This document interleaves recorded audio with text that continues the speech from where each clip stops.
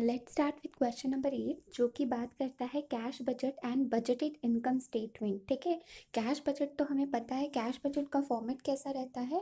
Opening balance हम करते हैं, फिर उसमें ऐड करते हैं सारी रिसिट्स जो होंगी।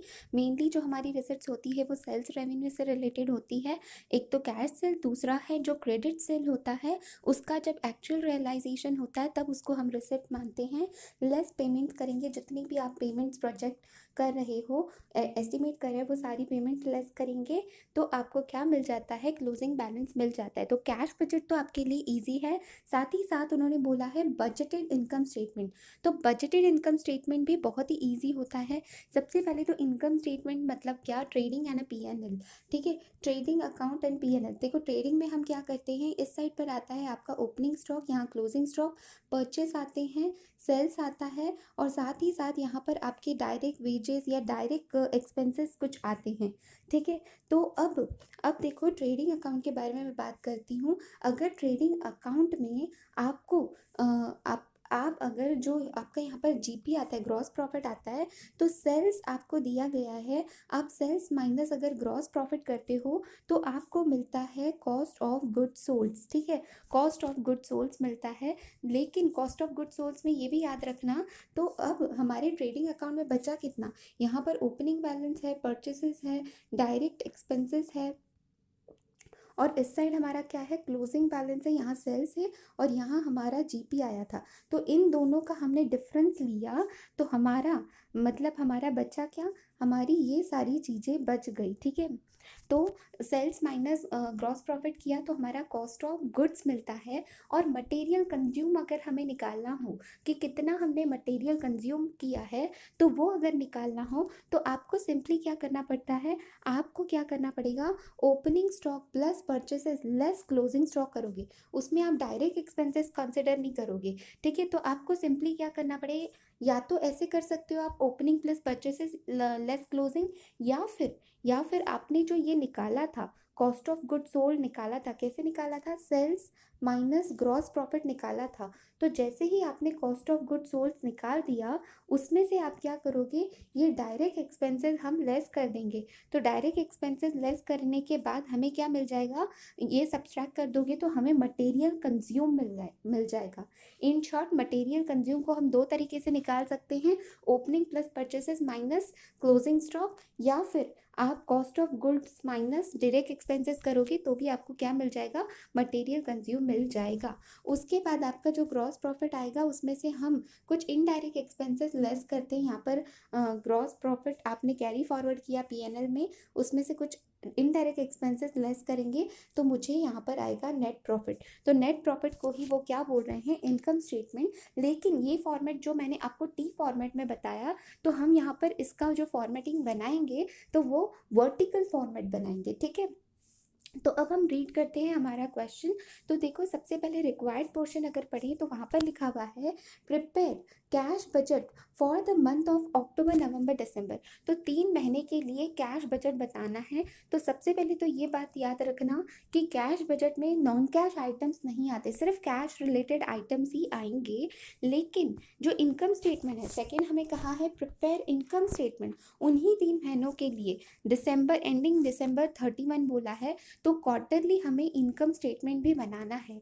ठीक है, तो हमें कैश बजट बनाना है, इनकम स्टेटमेंट। तो हम जो भी स्टेटमेंट पढ़ते जाएंगे ना, तो उसमें आपको ध्यान में रखना है कि कैश स्टेटमेंट में क्या आएगा, सिर्फ कैश रिलेटेड आइटम्स। लेकिन इनकम स्टेटमेंट में दोनों आइटम्स आते हैं, क्रेडिट रिलेटेड भी आएंगे, कैश रिलेटेड भी आएगा, या फिर जैसे डेप्रिसिएशन होता है नॉन कैश आइटम, वो भी इनकम स्टेटमेंट में आएगा। ठीक है, तो अब स्टार्ट करते हैं। जैसे ही मैं क्वेश्चन रीड करती जाऊंगी उसके इफेक्ट्स भी हम देते जाएंगे। आपने क्या करना है, आपको आंसर का फॉर्मेट पता है, एक बार मैं फॉर्मेट दिखा देती हूँ। देखो सबसे पहला आपका फॉर्मेट है कैश बजट। तो आपने क्या लगना है, 3 महीने का बनाना है, तो 3 वर्टिकल कॉलम्स बनाने हैं, साथ ही साथ एक पर्टिकुलर कॉलम का बना देना है आपने, तो आपका ये फॉर्मेट बन जाएगा, ठीक है। उसके बाद यहाँ पर कितनी नंबर ऑफ लाइंस छोड़नी है, सबसे पहले तो ओपनिंग बैलेंस लिखा, और उसके बाद जो रिसीट्स होती है जनरली वो हमें सिर्फ सेल्स से ही रिसीट्स आती है, जनरली मैं बोल रही हूँ, लेकिन फिर भी आपने एक दो लाइन ब्लैंक रखनी है, सो दैट यहाँ पर कुछ क्वेश्चंस में बोरिंग्स हो सकता है या फिर और कोई भी रिसिप्ट हो सकती है, ठीक है। तो यहाँ पर आप इतनी प्लेस ब्लैंक रखोगे। फिर आपको आ जाएगी टोटल रिसिप्ट, उसके बाद पेमेंट्स शुरू होते हैं। पेमेंट्स के आपने ऊपर ऊपर से क्वेश्चन देख लेना है कि आपको कितनी लाइंस छोड़नी पड़ रही हैं। फिर उसके बाद टोटल पेमेंट्स आएगा, closing balance, that is total receipts minus payments करेंगे तो क्लोजिंग बैलेंस मिल जाएगा। उसी तरीके से सेकेंड आपको बजटेड इनकम स्टेटमेंट बोला है, तो बजटेड इनकम स्टेटमेंट में क्या आता है, मैंने बताया था कॉस्ट, सेल्स माइनस सेल्स में से हम माइनस करेंगे सारे के सारे cost of good sold, cost of good sold यानी कि जिसमें कि मैंने बताया था मटेरियल कंज्यूम कैसे आता है, ओपनिंग प्लस परचेसेस, यहाँ पर ये opening plus purchases less closing किया तो मटेरियल कंज्यूम आया। उसके अलावा आपके डायरेक्ट वेजेस, तो आपका ग्रॉस प्रॉफिट आ गया, इसका मतलब कि ये ट्रेडिंग अकाउंट आ गया।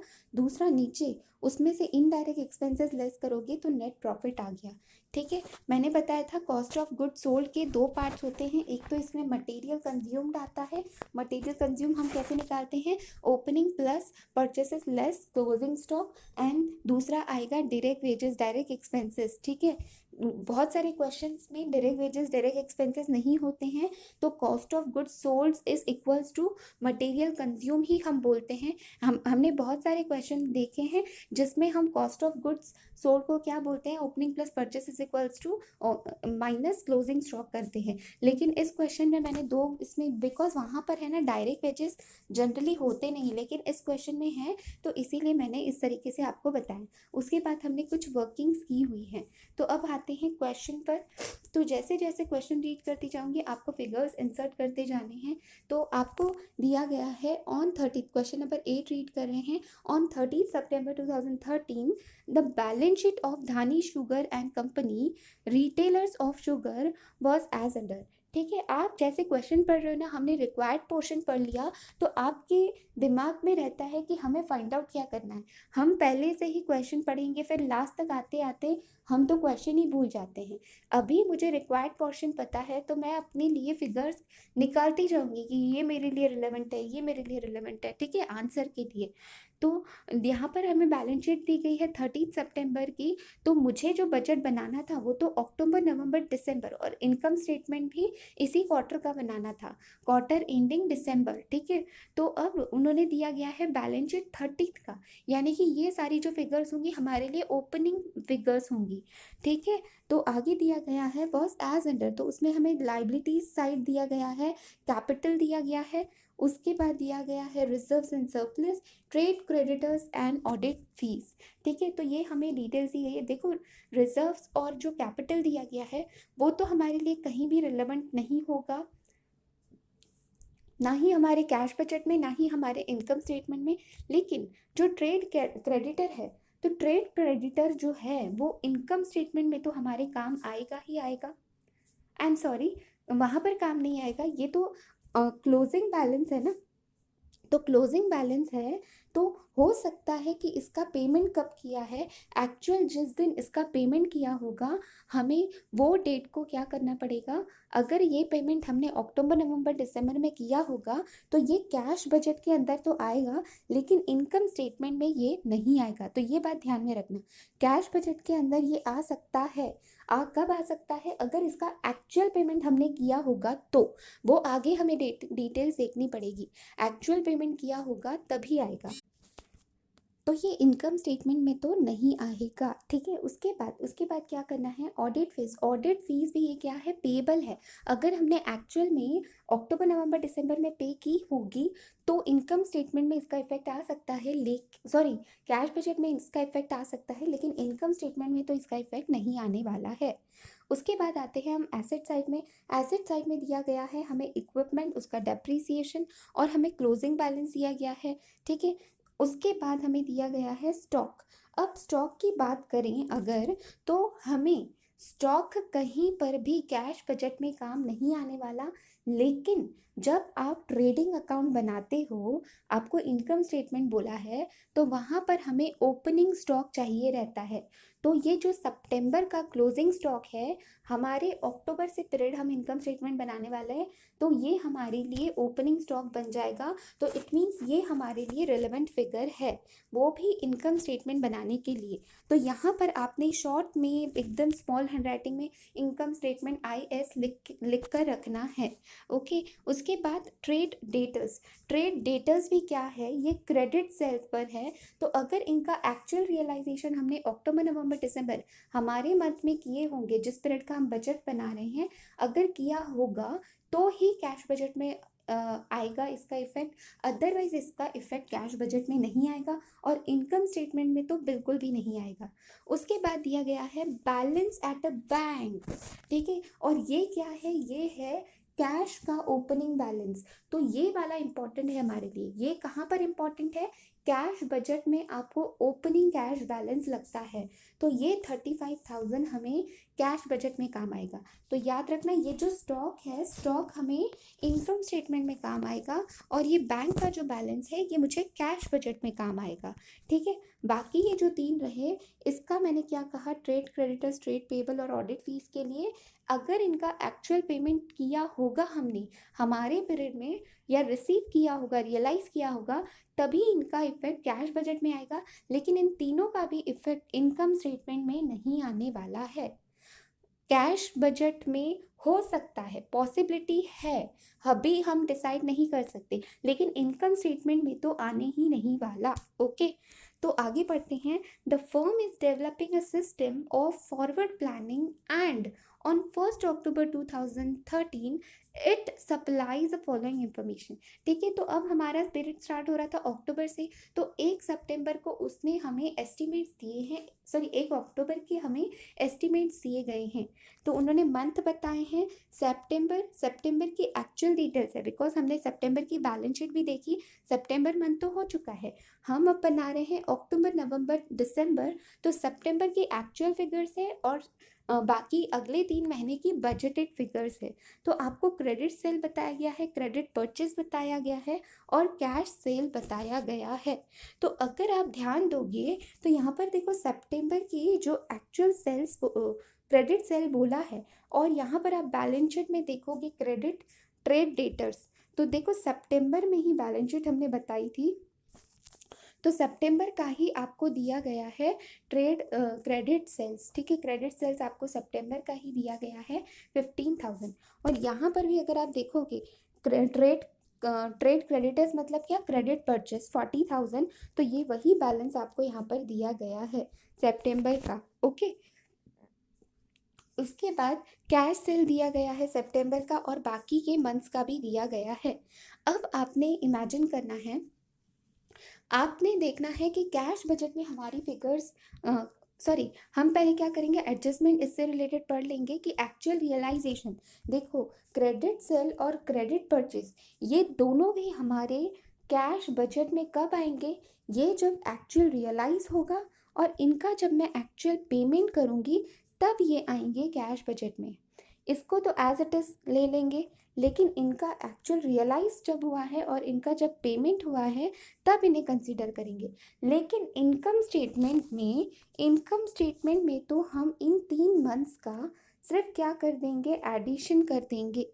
ठीक है, ये सेल्स अगर हमें निकालने हैं तो इनका एडिशन करेंगे और परचेसेस ये आ जाएंगी हमारी। ठीक है, तो अब मैं क्या करूँगी, एडजस्टमेंट पढ़ती हूँ। First adjustment, all the trade debtors, अब डेटर्स की बात कर रहे हैं यानी कि credit sales, are allowed 1 month credit, तो इनको क्या दिया जाता है, 1 मंथ का क्रेडिट दिया जाता है, and are expected to settle promptly, तो इन्हें हम 1 महीने का क्रेडिट देते हैं और ये सेम मंथ में, जिस मंथ में हमने क्रेडिट दिया, 1 महीने का क्रेडिट दिया है, तो 1 महीने के अंदर ही वो हमें क्या कर देते हैं, पेमेंट सेटल कर देते हैं, यानी कि हमें अमाउंट रियलाइज हो जाती है। और क्रेडिटर्स की अगर बात करें तो all trade creditors are paid in the month following delivery, जिस दिन उन्होंने हमें डिलीवर किया है, जिस दिन हमने परचेज करके लेकर आए हैं उसके नेक्स्ट मंथ में, फॉलोइंग मंथ बोला है तो उसके नेक्स्ट मंथ में हम पेमेंट कर देते हैं। इट मीन्स, तो आपको समझ आया होगा कि यहाँ पर हमें सितंबर की डिटेल क्यों दी गई है, बिकॉज जो हमने सितंबर में सेल किया उसका रियलाइजेशन अक्टूबर में होता है। बिकॉज हमने उन्हें 1 मंथ का क्रेडिट दिया है तो 1 महीने के बाद ही हमें रियलाइज़ होगा पैसा। तो सितंबर का अक्टूबर में रियलाइज़ होगा, अक्टूबर का नवंबर में, एंड नवंबर का दिसंबर में। उसी तरीके से क्रेडिट परचेज भी हम परचेज तो करके आए सितंबर में, लेकिन पेमेंट करेंगे फॉलोइंग मंथ यानी कि नेक्स्ट मंथ अक्टूबर में, अक्टूबर का नवंबर में और नवंबर का दिसंबर में। तो हम क्या करेंगे, सबसे पहले ये वाली एडजस्टमेंट देख लेते हैं हमारे आंसर में। तो आपको आंसर दिख रहा होगा, सबसे पहले तो ये देखो, ओपनिंग बैलेंस ऑफ बैंक, ये बैलेंस हमने कहाँ से लाया, 35,000। ये हमारी जो बैलेंस शीट है तो आपको बैंक का बैलेंस दिख रहा है 35,000, और साथ ही साथ आपकी इनकम स्टेटमेंट में ये 20,000 स्टॉक का बैलेंस दिखना चाहिए। तो ये हमारी इनकम स्टेटमेंट है। इनकम स्टेटमेंट में मैंने बताया था मटेरियल कंज्यूम कैसे निकाला जाता है, opening plus purchases less closing. ठीक है, तो ये मेरा है ओपनिंग बैलेंस 20,000 का। ठीक है, उसके बाद अब हमने देखा सेल्स की एडजस्टमेंट। तो सेल्स में उन्होंने बोला था क्रेडिट सेल और कैश सेल। कैश सेल तो एज इट इज़ फिगर उठाएंगे हम, ये हमारा है कैश बजट। तो कैश बजट में एज इट इज़ फिगर्स आ जाएंगी 5,000, 6,000, 8,000। देखो यहाँ पर दिए गए हैं 5,000, 6,000, अक्टूबर नवंबर दिसंबर मंथ की 5,000, 6,000, 8,000। लेकिन क्रेडिट सेल्स की फिगर्स ऐसे नहीं ली जाएगी। क्रेडिट सेल्स की फिगर कौन सी ली जाएगी, इसकी नेक्स्ट मंथ में जब रियलाइज हुआ तो इस तरीके से 15, 18 और 20,000, 15, 80 और 20,000 हम लेंगे। बल्कि हमारे मंथ्स कौन से हैं, अक्टूबर नवंबर दिसंबर, लेकिन ये अमाउंट हमें रियलाइज कैसे हो रही है, अक्टूबर में, नवंबर में, दिसंबर में। ठीक है, तो 15,000, 18,000, 20,000 आएगी फिगर्स। तो देखो यहाँ पर क्रेडिट सेल है हमारे 15,000, 18,000, 20,000। तो ये रही बात हमारी, रिसिप्ट सब हमें सारे मिल गए। देखो ओपनिंग बैलेंस हो गया, उसके बाद ये हमें दोनों रिसिप्ट्स आ गई। अब हम क्या करेंगे, इनकम स्टेटमेंट में आएंगे। इनकम स्टेटमेंट में ये सेल्स की फिगर के लिए आपने क्या किया, वर्किंग नोट 1 बनाया। तो इसमें आपने क्या लिखा, इनकम स्टेटमेंट में statement showing cash and credit sale.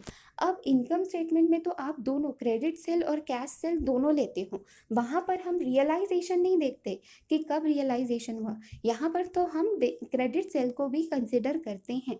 आपने ट्रेडिंग अकाउंट बनाया, वहाँ पर हम क्रेडिट सेल को भी कंसिडर करते हैं।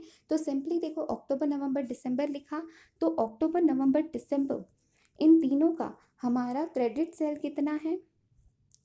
तो अब यहाँ पर 15,000 को कंसीडर नहीं करेंगे।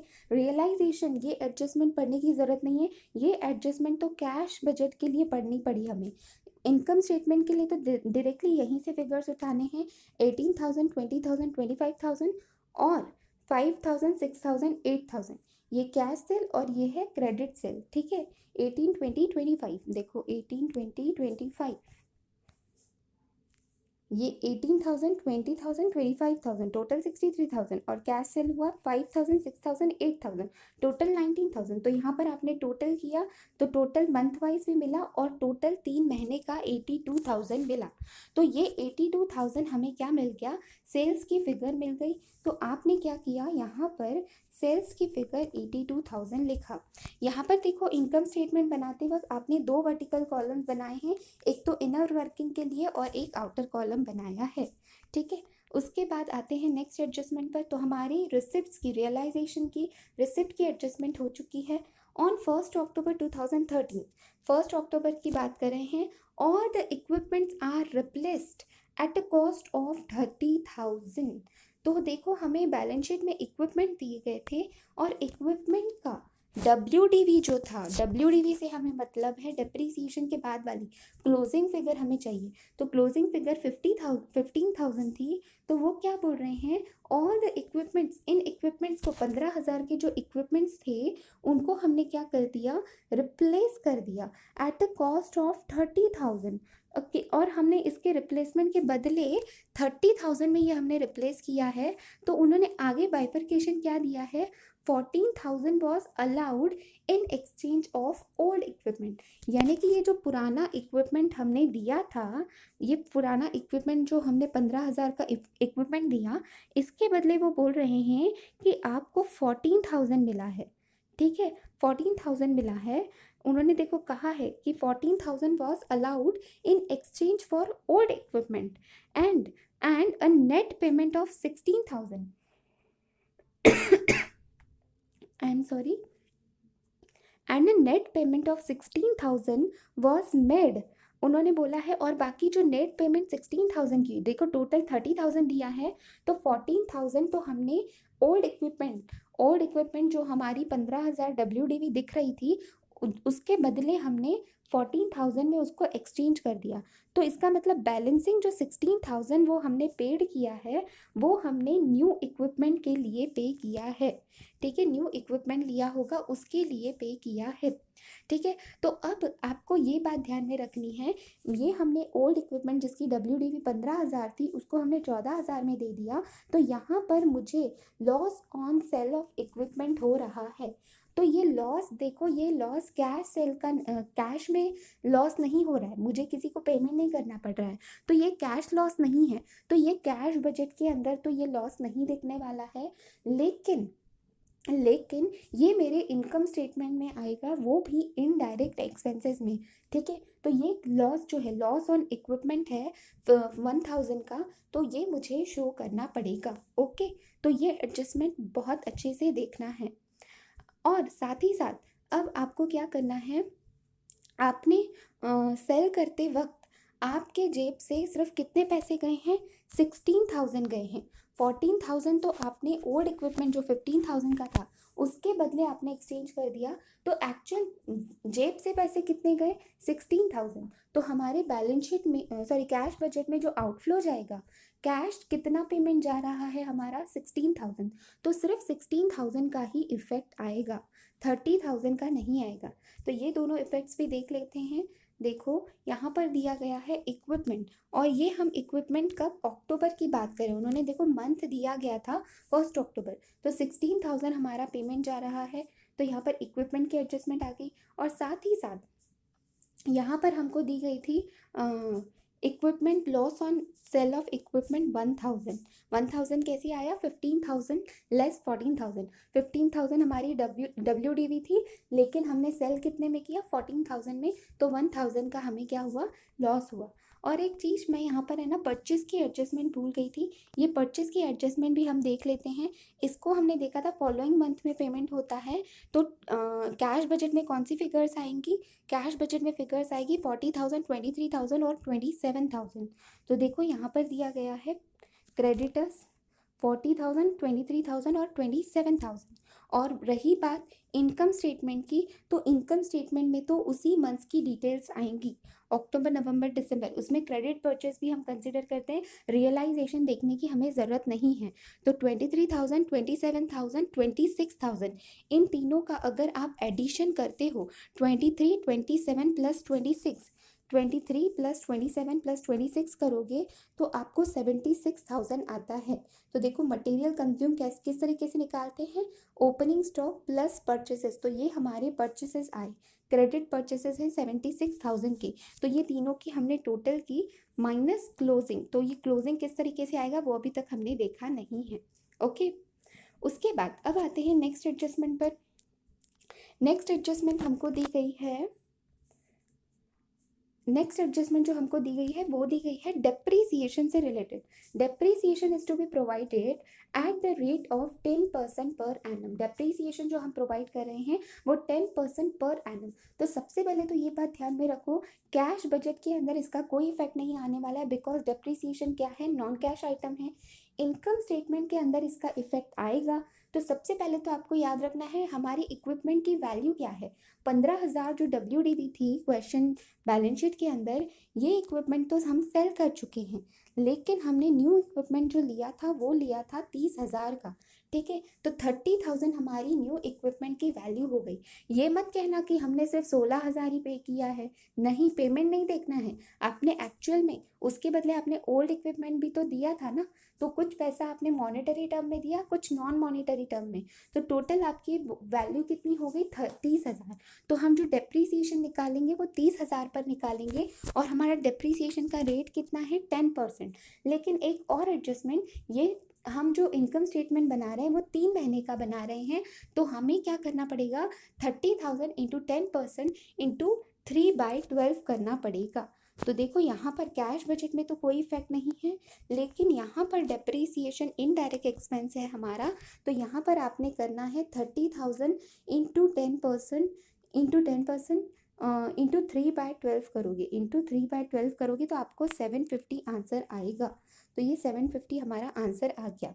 ओके, उसके बाद क्या एडजस्टमेंट दी गई है, audit fees will be paid in December 2013। Audit fees जो हमने पे की है, तो देखो यहाँ पर हमारी ऑडिट फीस दिख रही थी, तो मैंने कहा था आपको कि ऑडिट फीस का हमें देखना पड़ेगा, ऑडिट फीस हमने कब पे की है वो देखना पड़ेगा। अगर पेमेंट हमारे पीरियड में फॉल हो रही है, अक्टूबर नवंबर दिसंबर, उन्होंने बोला है दिसंबर में फॉल हो रही है, तो हमें इसे कंसिडर करना पड़ेगा।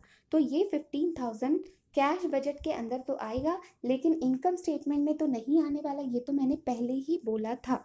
ठीक है, तो कैश बजट आप ओपन करोगे तो आपको यहाँ पर ऑडिट फीस दिख रही होगी, वो भी दिसंबर मंथ के अंदर 15,000। ओके, और साथ ही साथ बाकी ये दो भी मैंने बोले थे आपको, इनका रियलाइजेशन आपको देखना पड़ेगा, रियलाइज कब हुआ है, तो वो तो यहाँ पर ही हमने इन दोनों का कंसिडरेशन ले चुके हैं, तो वापस से देखने की ज़रूरत नहीं है। ठीक है, आगे बढ़ते हैं। The following expenses will be paid. तो सबसे पहले तो वेजेस की बात करें, तो सबसे पहले तो वेजेस क्या है, हमारा डायरेक्ट एक्सपेंसेस है, और वो बोल रहे हैं 3,000 पर मंथ। एक्सपेंसेस जो पे कर रहे हैं 3,000 पर मंथ। तो हम जब कैश बजट बना रहे हैं तो हर महीने में 3,000 लेने हैं, लेकिन जब इनकम स्टेटमेंट बना रहे हैं तो 3 महीने का बना रहे हैं, तो 3,000 इंटू 3 करना पड़ेगा, टोटल 9,000 आपकी वेजेस आएंगी। तो देखते हैं यहाँ पर, तो देखो यहाँ पर वेजेस दिए गए हैं आपको, वेजेस पेमेंट साइड में 3,000 3,000 3,000, और इनकम स्टेटमेंट में अगर देखा जाए तो ये मेरे ग्रॉस प्रॉफिट के पहले आया, बिकॉज ये डायरेक्ट एक्सपेंसेस है। तो ये 9,000 कैसे आया, 3,000 पर मंथ है, मल्टीप्लाई बाय 3 मंथ्स किया तो 9,000 आया। ओके, तो अब देखो यहाँ पर मुझे सेल्स की फिगर मिल चुकी है, साथ ही साथ मुझे ओपनिंग स्टॉक पता है, परचेसेस पता है, वेजेस पता है, और वेजेस भी पता चल गए। ठीक है, तो आगे अब हम पढ़ते हैं। आगे क्वेश्चन में दिया गया है एडमिनिस्ट्रेशन एक्सपेंसेस 15,000 पर मंथ। तो ये भी हम क्या करेंगे, ये इनडायरेक्ट एक्सपेंसेस है, ये डायरेक्ट एक्सपेंसेस है, तो ये ग्रॉस प्रॉफिट के बाद आएंगे। ठीक है, 1500 मल्टीप्लाई बाय 3 करेंगे, कैश बजट में तो 1500 1500 1500 आएंगे, यहाँ पर कोई बाइफरकेशन नहीं होता। लेकिन इनकम स्टेटमेंट में देखो, एडमिनिस्ट्रेशन ये ग्रॉस प्रॉफिट के बाद आया, ये 4,500 कैसे आया, 1500 इंटू 3 मंथ्स किया तो 4,500 आया। ओके, उसके बाद जो नेक्स्ट पॉइंट दिया गया है, रेंट दिया गया है आपको 3,600 for the year to 30 September 2014 to be paid in October 2013। तो उन्होंने बोला है जो आपका रेंट है वो कितना है, 3,600 है। ठीक है, लेकिन ये 3,600 जो है वो पूरे साल का है, सितंबर तक के पूरे साल का है,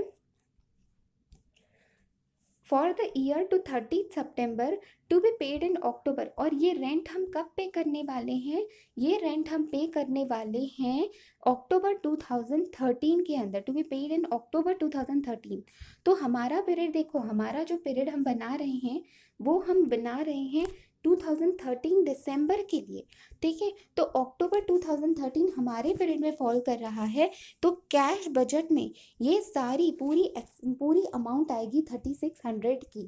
ठीक है, लेकिन जो इनकम स्टेटमेंट बन रहा है, तो इनकम स्टेटमेंट इन्होंने बोला है हम 30 सितंबर तक के, यानी कि 1 अक्टूबर 2013 से स्टार्ट हो रही है टिल 30 सितंबर 2014, ये पीरियड के लिए हम क्या कर रहे हैं, रेंट का पेमेंट कर रहे हैं पूरे साल का। तो कैश बजट में तो हमें पता चल गया अक्टूबर में पे कर रहे हैं तो पूरा का पूरा अमाउंट आ जाएगा। लेकिन इनकम स्टेटमेंट का सोचो, इनकम स्टेटमेंट में हमारे 3 मंथ्स अक्टूबर नवंबर दिसंबर 2013 के ये 3 महीने फॉल कर रहे हैं। तो इन एक्सपेंसेस को 3600 जो पूरे साल के दिए गए हैं इनकम स्टेटमेंट में, इसे हमें क्या करना पड़ेगा, मल्टीप्लाई बाय 3/12 करना पड़ेगा। तो देखो यहाँ पर ही मैं दिखाती हूँ आपको। सबसे पहले रेंट जो दिया गया है जो कि आपने अक्टूबर में पे किया, तो अक्टूबर 2013 में पूरे 3600 आपने क्या कर दिया, कैश बजट में जब मेरा आउटफ्लो होता है तब की मैं बात करती हूँ, तो पूरा 3600 आ गया। लेकिन जब हम इनकम स्टेटमेंट की बात कर रहे हैं तो यहाँ पर हमारा जो रेंट है वो 3600 मल्टीप्लाई बाय 3/12 करना पड़ेगा, जो कि आएगा मेरा 900 अमाउंट। ठीक है, तो यहाँ पर क्या हुआ, मेरी सारी एडजस्टमेंट क्या होती है, कंप्लीट होती है। उसके साथ एक लास्ट जो पॉइंट दिया गया है वो दिया गया है gross profit percentage on sales. तो सेल्स पर आपको ग्रॉस प्रॉफिट परसेंटेज दिया गया है, इस एस्टिमेटेड एट 25%। ठीक है, तो अब हमारी होती है वर्किंग नोट शुरू। तो देखो आपको दिया गया था क्वेश्चन में, कहीं भी आपको क्लोजिंग स्टॉक नहीं बताया गया है, तो आपने क्या किया, देखो वर्किंग नोट 2 में क्या दिया है, ग्रॉस प्रॉफिट। तो ग्रॉस प्रॉफिट कैसे निकला, सेल्स का 25%, ये हमने सेल्स कैलकुलेट किया था टोटल। ये मैं इनकम स्टेटमेंट की बात कर रही हूँ। ठीक है, कैश बजट तो हमारा कंप्लीट हो गया, वहाँ कहीं पर भी ग्रॉस प्रॉफिट की हम बात नहीं करते। ये हम किसकी बात कर रहे हैं, ये हम बात कर रहे हैं इनकम स्टेटमेंट की। बिकॉज इनकम स्टेटमेंट में हम क्लोजिंग स्टॉक हमें फाइंड आउट करना है। तो क्लोजिंग स्टॉक फाइंड आउट करने के लिए हमने क्या किया, ग्रॉस प्रॉफिट सेल्स का 25% लिया तो 2500 आएगा। उसके बाद तो 20,500 तो देखो आपको ये सेल्स की अमाउंट पता है, ये ग्रॉस प्रॉफिट जो है आपको इसकी अमाउंट भी पता है। तो इन दोनों का अगर आप डिफरेंस लोगे तो मुझे पता चल जाएगा कि मेरा कॉस्ट ऑफ गुड्स सोल्ड कितना है, जो कि है 61,500। तो वही देखो उन्होंने कैलकुलेशन किया है, cost of goods sold is equals to ये sales minus GP, sales minus GP किया तो कॉस्ट ऑफ गुड्स सोल्ड मिल गया। लेकिन कॉस्ट ऑफ गुड्स सोल्ड में दो चीज़ें आती हैं, कॉस्ट ऑफ गुड्स सोल्ड में दो चीज़ें आती हैं, एक तो मटेरियल कंज्यूम, दूसरा डायरेक्ट वेजेस। तो वेजेस की तो अमाउंट आपको पता है 9,000, लेकिन तो आप क्या करोगे, ये जो कॉस्ट ऑफ गुड्स सोल्ड है उसमें वेजेस लेस करोगे तो आपको क्या मिल जाएगा, 52,500 अमाउंट मिल जाएगी। तो देखो नेक्स्ट वर्किंग नोट क्या है, मटेरियल कंज्यूम्ड। आपको बैलेंस निकालना है तो कैसे निकाला, कॉस्ट ऑफ गुड्स सोल्ड, ये जो अमाउंट हमने निकाली थी 61,500, उसमें से वेजेस लेस किया तो आपको क्या मिल गया, 52,500 मटेरियल कंज्यूम मिल गया। अब 52,500 आपको मिल गया तो उसके बाद अब आप क्लोजिंग स्टॉक निकाल सकते हो। मटेरियल कंज्यूम किस तरीके से आता है, opening plus purchases less closing, ठीक है, is equals to cost of goods sold. तो कॉस्ट ऑफ गुड्स सोल्ड की आपको फिगर पता है, परचेसेस की पता है, ओपनिंग पता है, तो ये बैलेंसिंग फिगर मैं निकाल लूँगी। ठीक है, तो कैसे आएगा, opening plus purchases minus cost of goods sold हो जाएगा। तो देखो यहाँ पर उन्होंने लिखा है वर्किंग नोट में, opening plus purchases less material consume किया तो मुझे क्लोजिंग स्टॉक की फिगर पता चल जाएगी, जो कि है 43,500। तो ये बैलेंसिंग फिगर हमने 43,500 यहाँ पर निकाली। ये दो ऑलरेडी पता थी मुझे, ये अमाउंट पता थी, तो बैलेंसिंग फिगर यहाँ आई जो मैंने वर्किंग नोट के अंदर भी लिखी। ठीक है, तो यहाँ पर ये सारे इनडायरेक्ट एक्सपेंसेस भी हम कर चुके हैं, तो ये कैलकुलेट करने के बाद आपको नेट प्रॉफिट मिल जाएगा। और साथ ही साथ यहाँ पर हमने ओपनिंग बैलेंस लिखा था, सारे रिसिप्ट्स हो चुके थे, पेमेंट्स हो चुके हैं हमारे। देखो क्रेडिटर्स, इक्विपमेंट देख चुके, ऑडिट फीस जो था हमने पेमेंट किया था वो भी देख चुके, वेजेस देख चुके, एडमिनिस्ट्रेशन रेंट देख चुके। तो टोटल पेमेंट्स लेस करने के बाद यहाँ पर आपका ओवरड्राफ्ट आ रहा है, यानी कि नेगेटिव बैलेंस आ रहा है, तो वही आपने कैरी फॉरवर्ड किया। देखो जब आपको नेगेटिव आता है तो आप कंफ्यूज हो जाते हैं, तो आपने कंफ्यूज नहीं होना है। हो सकता है कि हमारा ओवरड्राफ्ट आए, ठीक है, फिर आपका वापस सेकेंड ईयर में भी नेगेटिव आता है, ओवरड्राफ्ट आ रहा है, उसको कैरी फॉरवर्ड किया, और थर्ड ईयर में भी आपका ओवरड्राफ्ट ही आ रहा है। एग्ज़ाम में जब ओवरड्राफ्ट आता है तो सबसे पहले तो आपको लगता है हमने कहीं कुछ गलत तो नहीं किया, तो कॉन्फिडेंट रहना है कि आपने आंसर सही ही किया है। ठीक है, तो यहाँ पर हमारा ये वाला आंसर कंप्लीट होता है, जो कि बहुत ही ईजी है। Thank you so much, I hope आपको समझ आया होगा।